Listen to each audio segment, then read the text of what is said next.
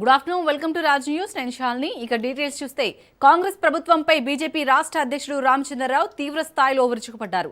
Koheda fruit market శంకుస్థాపన కోసం స్థానిక రైతులను బలవంతంగా అక్రమ నిర్బంధం చేయడాన్ని ఆయన తీవ్రంగా ఖండించారు. రైతులకు సరైన పరిహారం ఇవ్వకుండా తుపాకులు చూపి భయపెట్టాలని చూస్తే బీజేపీ ఊరుకోదని హెచ్చరించారు. తమ కార్యకర్తలు తలుచుకుంటే కాంగ్రెస్ మంత్రులు, ఎమ్మెల్యేలు గ్రామాలు దాటి బయటకు రాలేరని రామచంద్రరావు స్పష్టం చేశారు.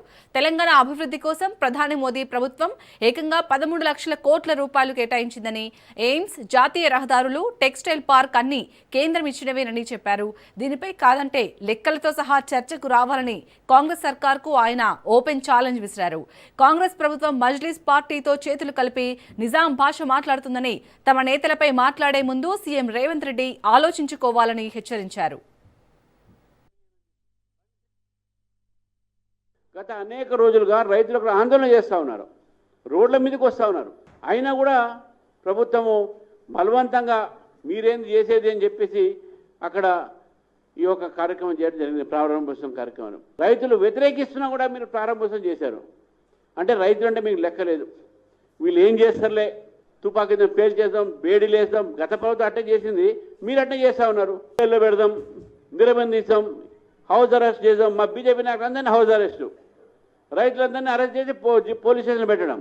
ఇది పోలీసు పాలన? అసలు ఏంది నిజాం పరిపాలన లాగానే మీరు చేస్తూ ఉన్నారు.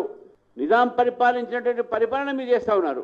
కిషన్ రెడ్డి గారిని మీరు పొలి మీద దాటనీయనని చెప్పేసి బండి సంజయ్ గారి మీద, కిషన్ రెడ్డి గారి మీద వారు వ్యాఖ్యానం చేశారు. ఇద్దరు మంత్రులు ఏం తెచ్చారు, ఏం చేస్తున్నారు అని చెప్పేసి. ఈ భాష ఏదైతే ఉందో పొలిమేర దాటనీయమని చెప్పేసి మా మంత్రులను కానీ, మా నాయకులు కానీ మీరు ఇటువంటి భాషలు మాట్లాడితే రేవంత్ రెడ్డి గారు మీకు హెచ్చరిస్తాను. భారతీయ జనతా పార్టీ తరఫు నుంచి మా కార్యకర్తలు తలుచుకుంటే మీ ఎమ్మెల్యేలను, మీ ఎంపీలను, మీ మంత్రులను వాళ్ళ ప్రాంతంలో తిరగనేకుండా చేస్తాం. మీరు చేసే అన్యాయానికి మిమ్మల్ని గ్రామాల్లో రానియరు ప్రజలు. భారతీయ జనతా పార్టీ కార్యకర్తలు తలుచుకుంటే మీరు గ్రామాల సరిహద్దులు దాటలేరు. ప్రజల సమస్యలు పట్టించుకోవట్లేదు, ధాన్యాలు కొనట్లేదు, ఫీజు రియంబర్స్మెంట్ ఇవ్వట్లేదు.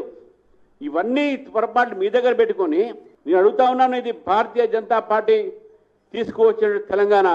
భారతీయ జనతా పార్టీ జేఏసీలో భాగంగా అనేక యొక్క ఆందోళన చేసి తీసుకొచ్చిన తెలంగాణ ఇది.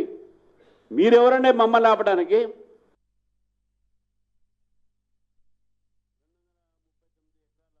ఫ్రూట్ మార్కెట్ రేవంత్ రెడ్డి గారు దాన్ని ప్రారంభోత్సవం చేశారు. మరి అది రైతులకు సంబంధించినటువంటి భూమి. అది ఈ భూమి సేకరించి ఒక్క రూపాయి కూడా రైతులకు నష్టపరిహారం ఇవ్వకుండా